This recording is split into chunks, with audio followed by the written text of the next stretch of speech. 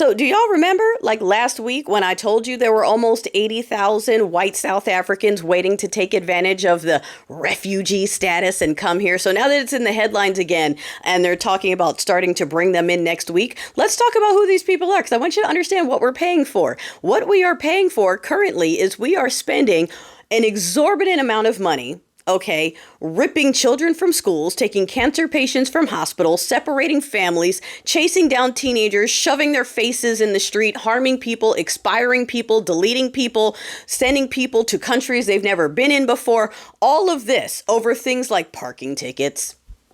Okay, fishing permits or licenses that went expired. I mean, these are the violent, dangerous crimes that they're rounding people up for, and without due process, just shipping them wherever they want to and spending our money on it. At the same time, they are appealing to muscatina heads. Okay, they are appealing to entitled whites. They're bringing in South African Proud Boys. That's what they're bringing in. People who are so entitled that they feel persecuted by the fact that segregation ended.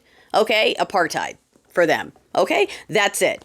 Apartheid went away and they feel persecuted. Sound familiar? Sound fucking familiar? That's who they're bringing in. And the people who are saying it's like another Project Paperclip. Yes, it is. And for those who don't know what that is, that's when America brought all the schmazzies over. Yeah. They come on over because you're a scientist. So we want you to work for us. And then they let them breed here and spread that ideology. Okay, the same way we left the Confederate people and let them breed and continue spreading their ideology. So now there's a whole bunch of these people who blame everything in their life on us and everything wrong in the country on us, and it's never been stopped. And now we have an administration that aligns with that, and they are bringing in reinforcements. That's what I said last week. I said they're bringing in Ray reinforcements. Another 80,000 Ray white people are lining up to come here as victims and refugees. There's no war.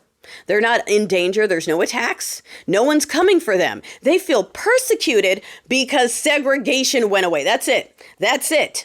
Their supremacy structure got taken down. Their C words in South Africa. They shouldn't even be there. Okay, shouldn't even be there to begin with. Quite honestly, they feel persecuted by the fact that they're no longer upheld as supreme by the government. So therefore, they're victims and they're coming here to bring their whining baby victim shit here. The land of America, where everyone can just kick the blacks around. It's fine. No one's going to stop it. No one's going to say shit. Hey, are you feeling down? Come on over here. All you have to do is kick a black person around. Like, this is why we keep saying y'all aren't mad enough, because, you know, we're the ones in the bodies that keep having to take the hits while y'all try to figure out what needs to be done. You're watching these people break into homes and drag teenage girls into the streets. People are dying.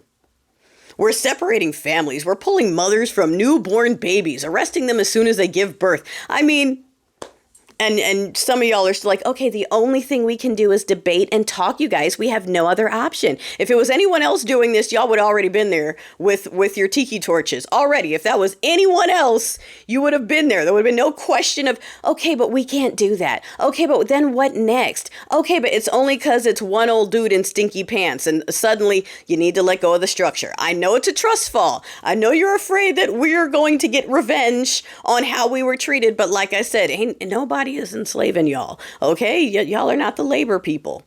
Okay, we know this. We're watching you right now, and you're reluctant to get your hands dirty on this situation to save your country. All these years we've been saying, rein it in. You let it ride. You wanted to see how bad it could get. It's not going to get that bad. It's not that serious. They're not that serious. You see how it is now? It's going to keep getting worse. Every day that you sit here and go, okay, let's see how it's not that bad yet. It could get worse. That'll never happen. All right, here we are.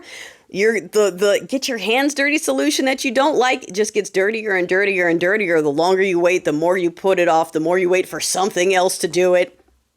Debating isn't going to do it. Conversing isn't going to do it. We got to kick it off somehow. And I know people are talking about a major strike. Hey, like I said, I'm down for it, but People have to understand what that means, because that means no nothing. That means daycares better close down. That means people better not show up at the grocery store, at gas stations, at banks. Do you understand me? For that to work, it can't just be you and me staying home and not shopping. It has to be the functional services. The same people that we called heroes during COVID because they went to work when we were locked up, they need to stay home. Do you understand? They need to stay home. Now, if we can get that to happen, okay, I'm on board with the general strike idea. It's a huge risk. It's a lot of people will be put no school, might be losing their job. I think the other option, the one of the getting the hands dirty, is faster and takes less people, but y'all are afraid of that. So cool. If you want to do the strike, let's do it, but commit to it 100%. And not for a day either, for a stretch. Yeah. The longer you wait, the harder this is going to get. So let's go. Let's pick something.